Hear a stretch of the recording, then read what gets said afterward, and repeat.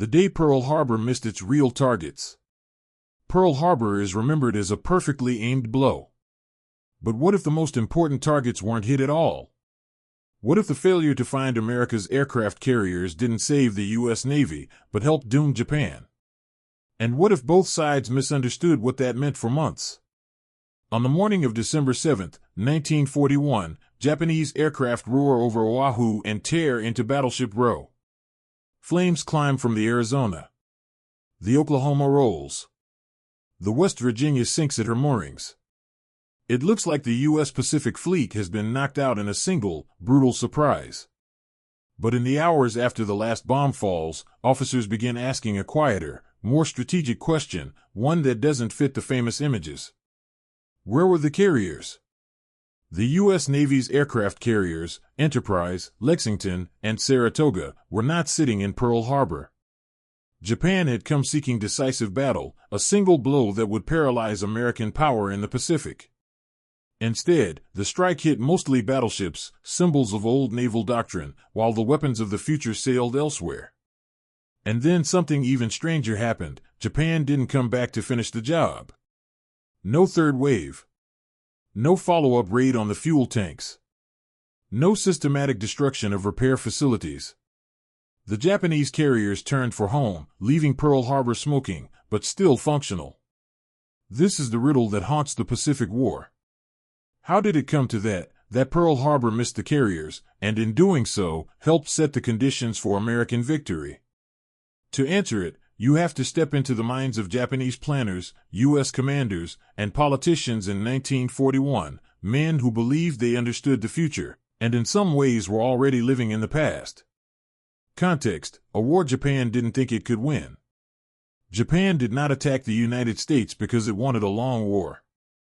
It attacked because it feared time. By 1941, Japan was deep in China, bleeding men and resources, and facing mounting international pressure. The United States had imposed crippling sanctions, including restrictions that cut off oil, Japan's lifeblood. Without imported petroleum, Japan's Navy and Air Force would slowly become museums. Japan's leadership saw two broad choices. One was to back down in China and negotiate from weakness. The other was to seize the resources of Southeast Asia, especially the oil of the Dutch East Indies, before Japan's reserves ran out. But seizing the Indies meant war with the United States, Britain, and the Netherlands. The U.S. Pacific Fleet at Pearl Harbor stood like a guard dog across Japan's path. Japanese naval planners, influenced by decades of doctrine, believed in Kantai-Kessen, the decisive fleet battle.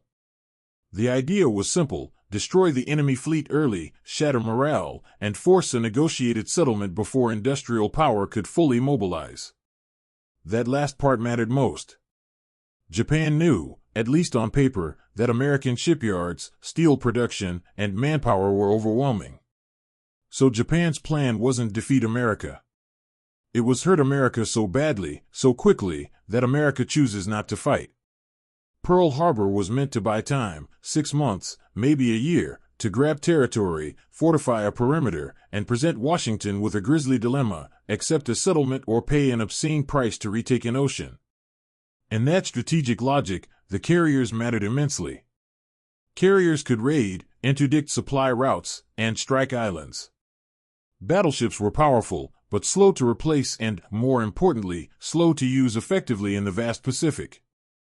Hello, listener, let me know where you're watching from.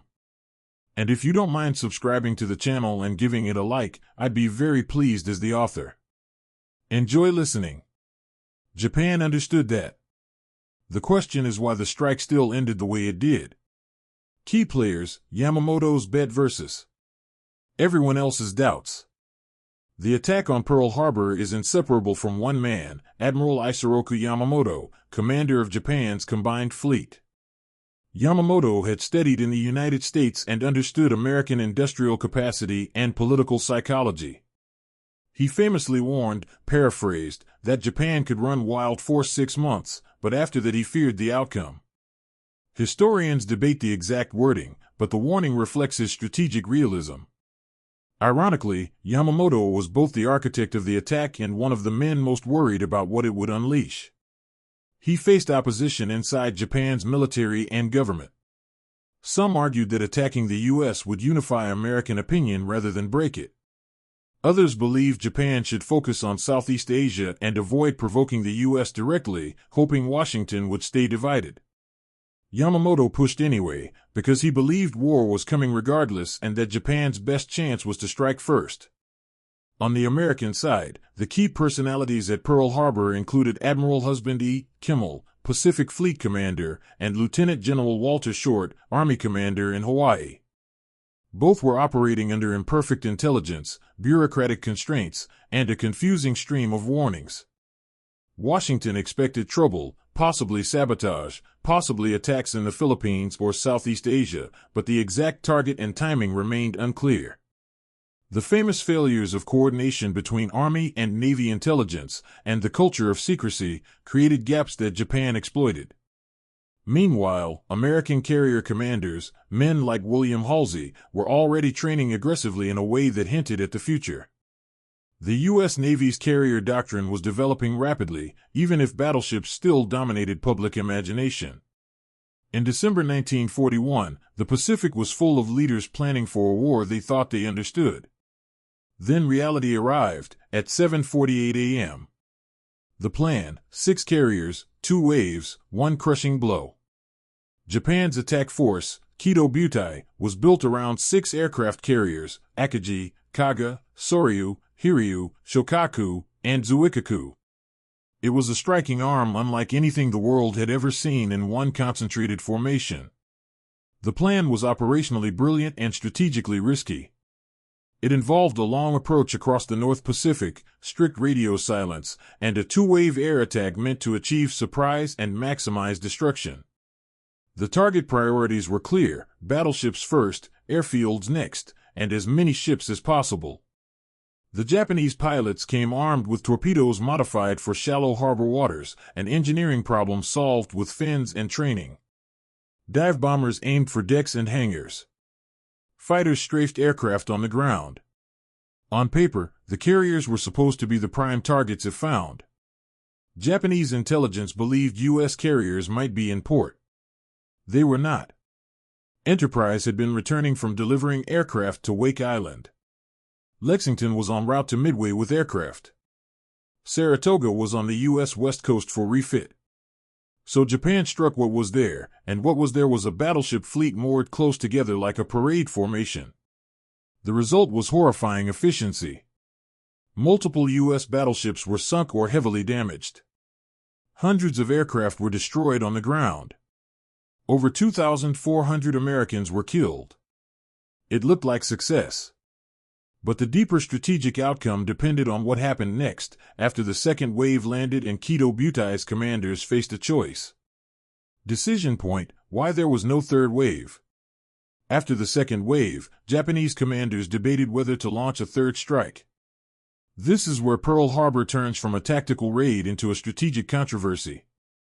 A third wave could have targeted the massive fuel tank farms at Pearl Harbor, the dry docks and repair facilities, submarine pens and workshops, remaining ships and infrastructure.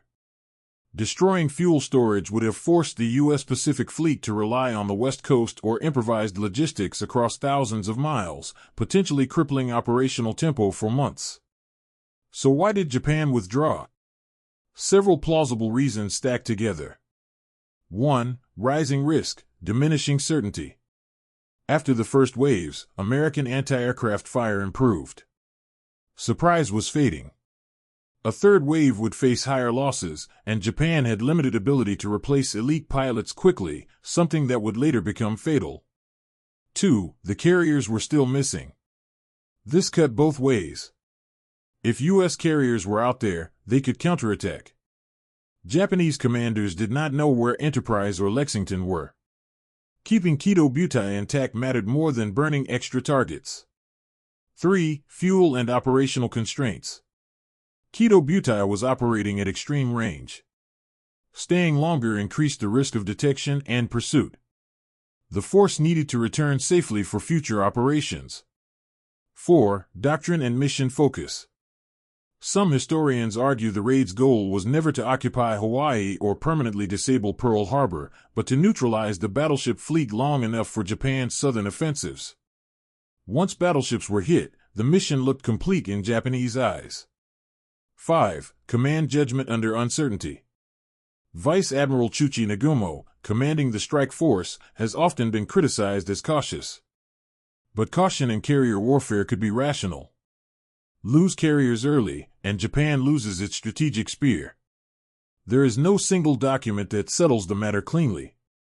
Historians disagree on how close Japan truly came to launching a third wave and whether it would have been decisive.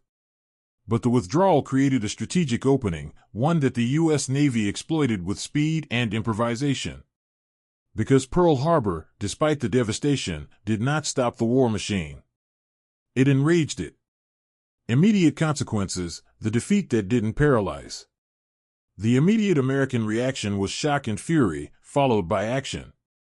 Politically, Pearl Harbor did what Yamamoto's critics feared: it unified the United States. The attack made war unavoidable. Any isolationist resistance collapsed under the weight of burning ships and dead sailors. Militarily, the U.S. Navy discovered that the damage was not the death sentence it appeared to be. Many battleships were raised, repaired, and returned to service. The harbor's repair facilities survived. Most importantly, the fuel storage largely survived. Pearl Harbor remained a forward base, wounded, but not crippled. But there was a shift that mattered even more: the psychological and doctrinal center of gravity moved toward the carriers. Because the carriers were all the U.S. had left to take the offensive quickly.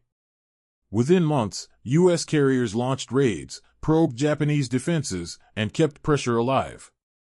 The Doolittle raid in April 1942, small in physical damage but huge in psychological impact, was made possible by carrier operations.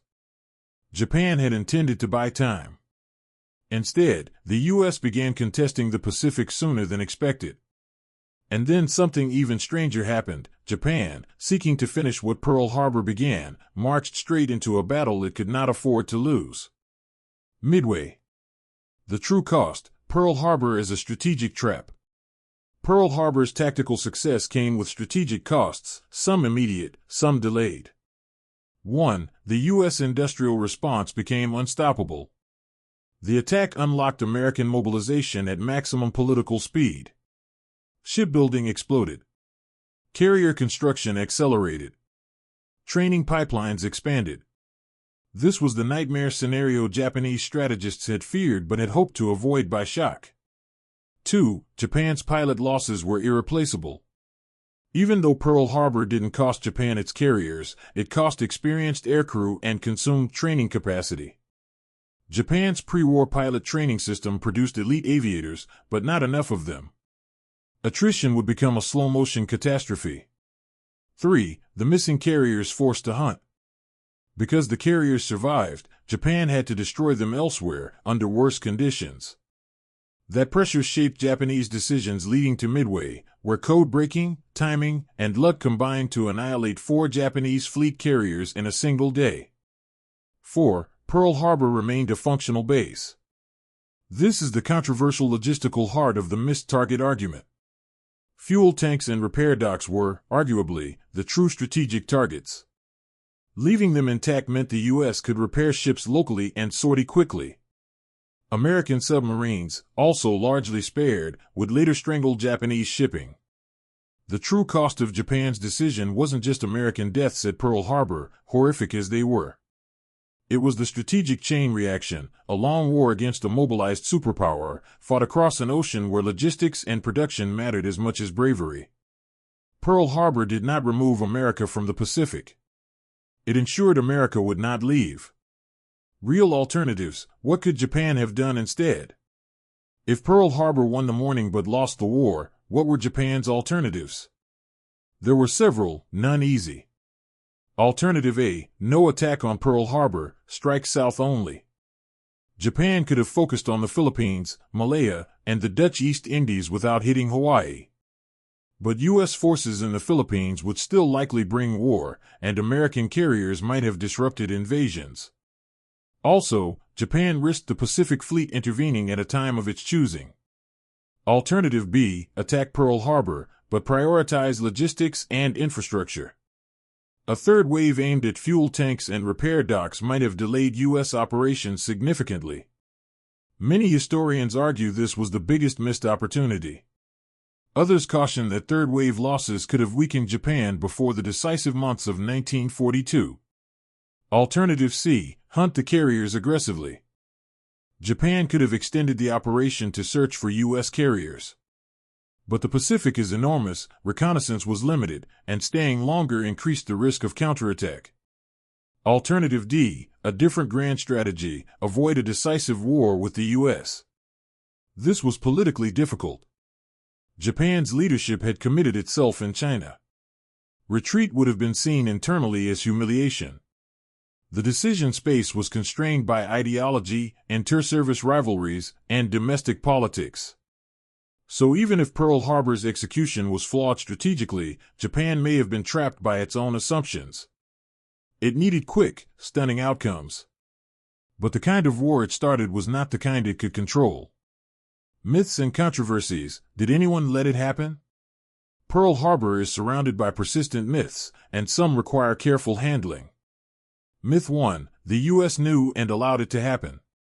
There were warnings and intelligence fragments, intercepts, diplomatic tension, reports of Japanese movement. But definitive knowledge of the time and place remains unproven. One interpretation is that Washington expected conflict but did not predict a carrier strike on Hawaii. Historians disagree about how much various officials inferred, but the mainstream evidence supports failure and miscommunication rather than intentional sacrifice. Myth 2, Japan could have won if it hit the fuel tanks. Destroying fuel and docks would have hurt badly. It could have delayed operations, forced reliance on the West Coast, and reduced tempo. But it would not erase American industrial superiority or political determination. It might have changed timelines, not the eventual balance. Myth 3, battleships were worthless, so the attack was pointless. Battleships still mattered for shore bombardment and fleet presence, and many returned to service. But the carrier age was rising. The deeper point is that Pearl Harbor accelerated a doctrinal transition already underway.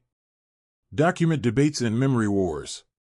Memoirs by American and Japanese commanders, post-war interrogations, and later declassified materials all shaped public understanding. Some accounts exaggerate clarity or minimize mistakes. A document that is still being debated is not always a smoking gun. It can be an artifact of bureaucracy, hindsight, and reputation. What remains consistent is this: both sides underestimated how quickly carrier warfare would decide the next year. Conclusion: the carriers that weren't there. Return to the riddle. Pearl Harbor missed the carriers. And in the logic of naval war, that mattered more than the battleships burning in the harbor. Japan struck America's symbols and wounded its fleet, but left intact the tools that would carry the war forward: carriers, repair capacity, fuel, submarines, and above all, national resolve. The attack achieved surprise and terror, but it failed at the deeper mission, forcing the United States to negotiate. Instead, it triggered a war of production and endurance, the exact kind of war Japan's leaders feared most. And then something even stranger happened. The very success of Pearl Harbor convinced Japan it had proven the carrier decisive, so it doubled down, chasing the U.S. carriers into Midway, where the Pacific War turned in a single morning of fire and sinking steel. Pearl Harbor didn't just start the war. It revealed the future of war, air power, logistics, intelligence, and industrial scale, and it did it in the most violent way imaginable. The carriers weren't there. And that absence became one of the most consequential misses in military history.